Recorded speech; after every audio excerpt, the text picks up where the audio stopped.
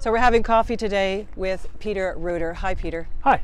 I'm looking around and I noticed as I drove by this morning that the framework is going up on your barn. What are you thinking? I'm thinking I miss my cows and I want to get back in the industry, so that's my plan. So tell me about the developments now. Obviously you had the foundation in. Yeah, we've been working for about a month already. We've put the foundation in, we've backfilled, and we've had lots of engineers along the way to make sure I'm doing all that right, and now the contractor's framing up the building, so that's where we're at. Yeah. So when you look out the window in the morning, I'm a little in shock. Going back a year ago right to now, I never would imagine this is what I'd be doing. You know, as this is what ends up being my plan. And so, you know, I can remember last year July and milking on hot days, and I'd be milking the barn, and I already resigned myself that this is the way I was going to finish out my career.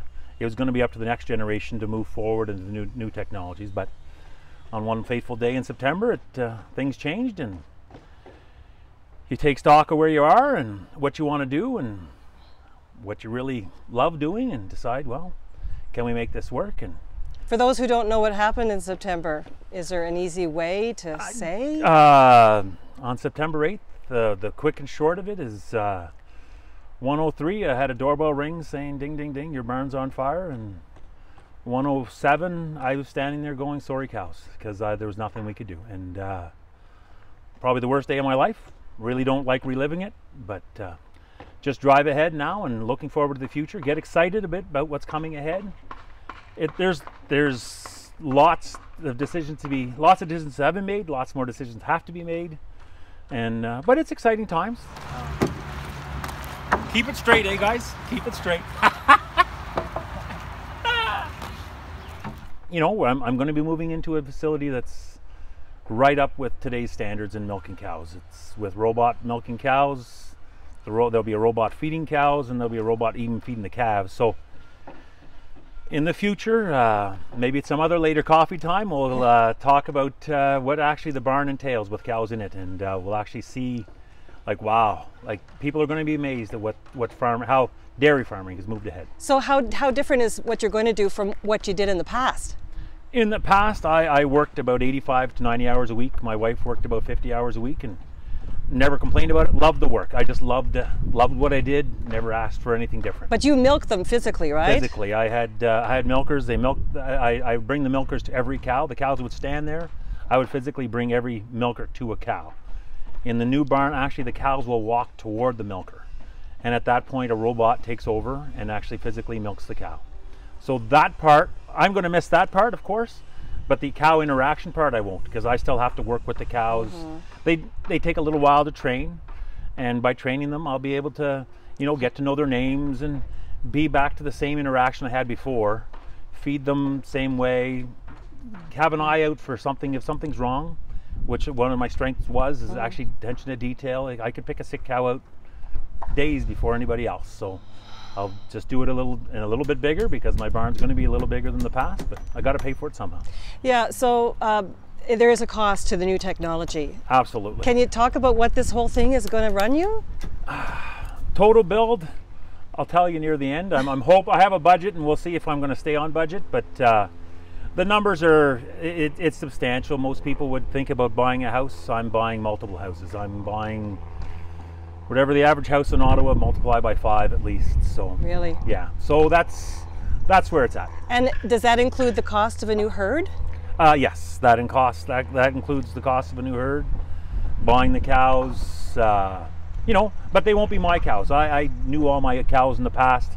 I could go back 7 to 10 generations on them and all, and I would remember milking every one of them over my lifespan.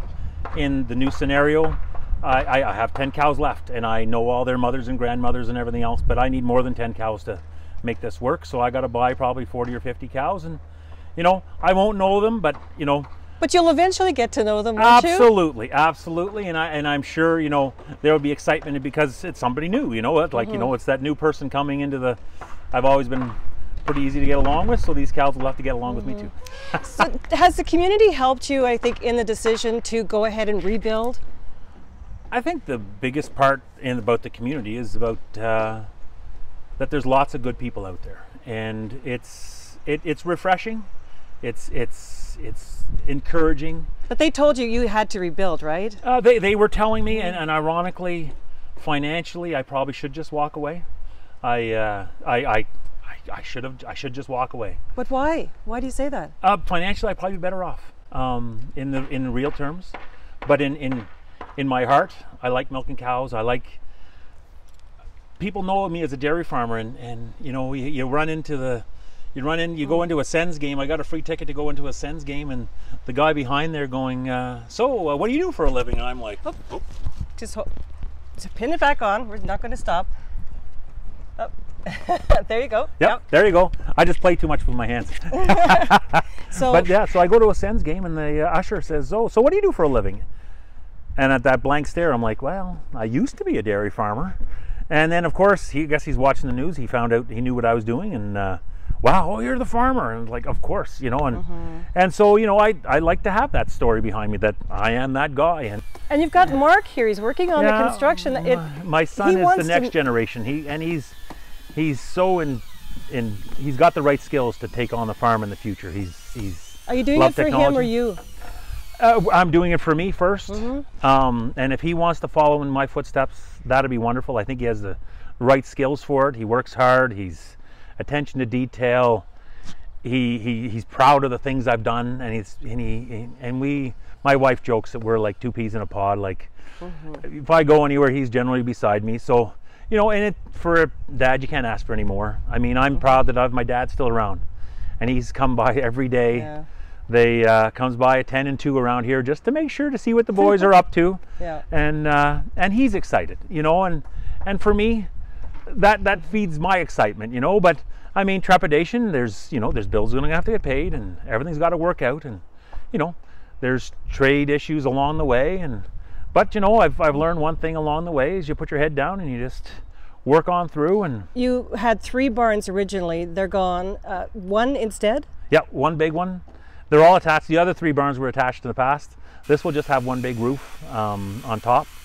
It's all there. They'll be the cows will be living in the lap of luxury as best as we know it right now, and they'll be walking on rubber, sleeping on mattresses. In the hot days, there'll be a sprinkler on them to keep them cool, with fans in the shade. I mean, where else would anybody else want to be on those last days when it was really hot, except at the beach, by a river, with a little bit of mist, under the shade? You won't want to be anywhere else. My cows will be the same. And what are people driving by Prince of Wales going to see? Because, you know, your barns were they stood out when you drove by. What are they going to see? Red barn? It's going to be a red barn, tin roof. It's going to be, and whenever we tell people our directions to get here, we always used to say, you know, the big red barn and the red brick house. And after the fire, you give people directions like the big red brick house, I guess, you know, but it'll actually be the red barn back, and ironically be the same height as the old barn. It'll look a lot different, and when you're driving by, you're going to go, wow, that's a barn. And but it's the way technology and farming has gone today, and but you know, we're still going to be a family unit of husband and wife, or my son and his future partner along the way, whatever works out. But it is what I'm planning it for, and if everything works out, it'll be a great place to work. And when do you think you'll be up and operational? Before Christmas is the goal. That's our goal, and so all my suppliers out there, make sure you're right on time. November 15th for you guys. But yeah, so it's before Christmas. We hope to move in, and my son's off to McDonald College this fall, so he'll be back by the 1st of December to give me a hand at startup. So when I drove by this morning, I sort of I had heart palpitation. Peter's rebuilding. Yeah, and you know, ironically, like, you know, and people, so many people are so happy for us, and you know, but I don't think people really understood all the decisions that had to go into this. You know, number one is do I really want to get back in? You know, because I've had a great run.